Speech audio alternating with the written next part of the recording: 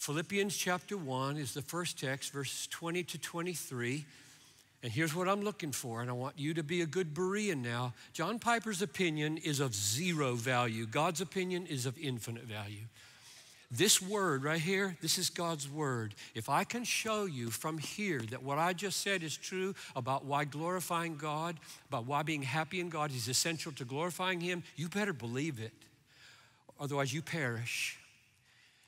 And if I can show you that your happiness in God is essential to your loving people from 2 Corinthians 8 in a moment, you better believe it, because it doesn't matter at all what I say. But if it's here, okay, let's see if it's here.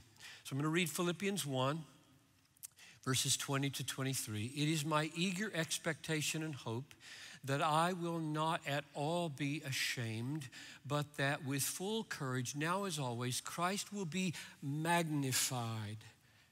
Megaluno in Greek, shown to be magnificent, honored, glorified in my body, whether by life or by death. For to me to live is Christ, and to die is gain. If I'm to live in the flesh, that means fruitful labor for me, yet which I shall choose, I cannot tell. I'm hard pressed between the two. My desire is to depart and be with Christ, for that is far better. Now here's the reason I choose to look at this text with you.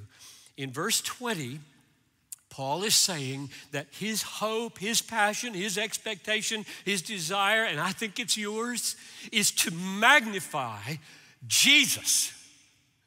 Whether he lives, whether he dies, he's walking through the world in his body, and if he's alive, he wants Jesus to look great off of that life, and if he dies, he wants Jesus to look magnificent in that death, right?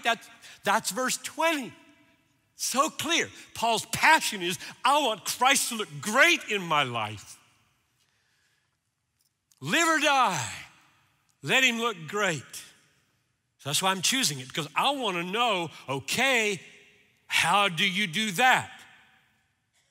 And he tells us in verse 21.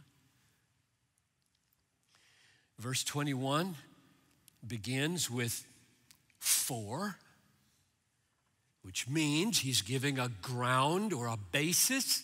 He's explaining the basis, how it is that in life and death, Christ could be shown to be magnificent. Answer, for to me to live is Christ, and to die is gain.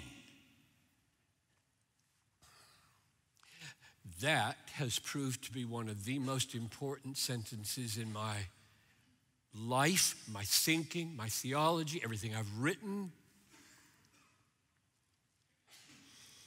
Why? Look at the logic now. You just got to see this, or everything I'm saying here should be ignored if you don't see this logic. But the connection between 20 and 21, everything I live for and say hangs on the connection between verse 20 and 21. That's saying a lot, right? So if you don't see it, then I'm just going to leave and get on a plane and you'll just do whatever. So verse 20, Christ is going to be magnified. And in verse 21, how is that so? Here's the way to see it most clearly. Just focus on the death half. He's got life and death in verse 20, life and death in verse 21. Let's just take the death part and see if it doesn't sound like this. Verse 20, Christ is going to be magnified by my death.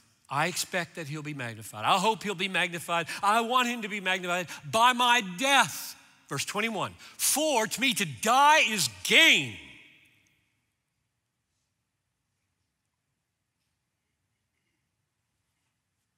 Do you get that?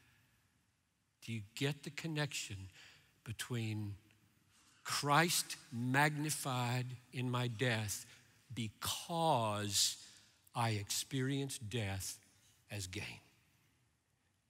There's a missing premise. Like, why? Why would experiencing death as gain make Christ look magnificent? There's a missing premise. It's in verse 23. My desire is to depart, that is, die, and be with Christ, for that is far better. There's the missing premise. Why is it that experiencing death as gain makes Christ look magnificent? Because the gain is Christ. So experiencing Christ as gain in my dying is precisely what makes him look magnificent in my dying.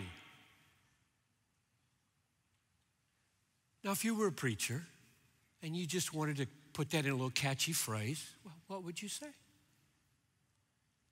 Wouldn't you say something like, Christ is most magnified in me when I am most satisfied in him in the moments of greatest loss? Death. That's my whole theology. And if you don't see that, then I've done my best. So I'm back to the first question of Christian hedonism. Why is it that you can't glorify God if you don't delight in God, find satisfaction in God? Because God is most glorified in you when you are most satisfied in him in the moments of greatest suffering and loss. I think verses 20 to 23 of Philippians 1 says that. And therefore, I just want to do all I can to live that way. I presume no superior success than yours in living that way. I just see it and long for it.